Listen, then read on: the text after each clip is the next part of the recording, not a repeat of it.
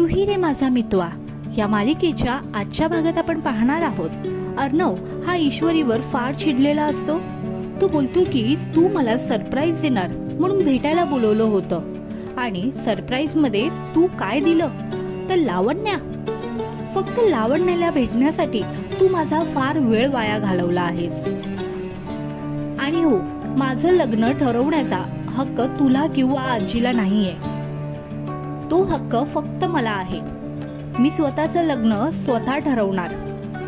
माझं ज्या व्यक्तीवर प्रेम असेल, मला जी व्यक्ती आवडेल, मी तिच्याशी लग्न करणार. एवढा वेळ ईश्वरी सर्व शांतपणे ऐकून घेत असते. अर्णव आवडत्या व्यक्तीचा विषय काढतो तेव्हा ईश्वरी बोलते, मग तुम्हाला कोण आवडतं सांगा, म्हणजे मी तसे आजीला सांगेल.